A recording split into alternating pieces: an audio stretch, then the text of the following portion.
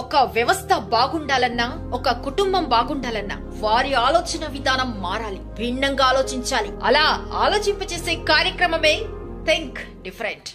బోరుబావి ద్వారా వ్యవసాయం బాగా పండుతుంది అని విన్న నిరుపేద కుర్రవాడు వాళ్ళ నాన్నకు చెప్పాడు. కాని తండ్రి మన దగ్గర అంత డబ్బు లేదు అనడంతో ఎలాగైనా ఈ కొండ ప్రాంతంలో బావి తవ్వాలి ఎలా అని బాగా ఆలోచించాడు. రోజూ తానే వాళ్ళ పొలం దగ్గరికి వెళ్లి గుంట తవ్వుతూ ఉన్నాడు. 2 ఏళ్లయ్యింది, నీరు పడలేదు. ఇంకా తవ్వాడు, 10 ఏళ్లయ్యింది.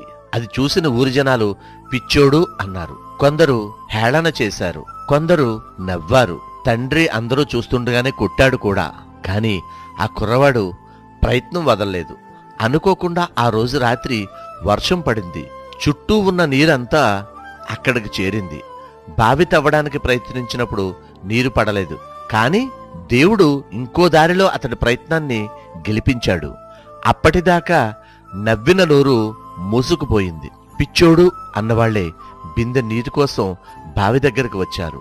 ఏదైనా ప్రయత్నంలో లోపం లేకుండా చేస్తే భగవంతుడు ఏదో ఒక రూపంలో సాయం చేసి మనల్ని గెలిపిస్తాడు. ఒక వ్యవస్థ బాగుండాలన్నా, ఒక కుటుంబం బాగుండాలన్నా వారి ఆలోచన విధానం మారాలి, భిన్నంగా ఆలోచించాలి. అలా ఆలోచింపచేసే కార్యక్రమమే థింక్ డిఫరెంట్.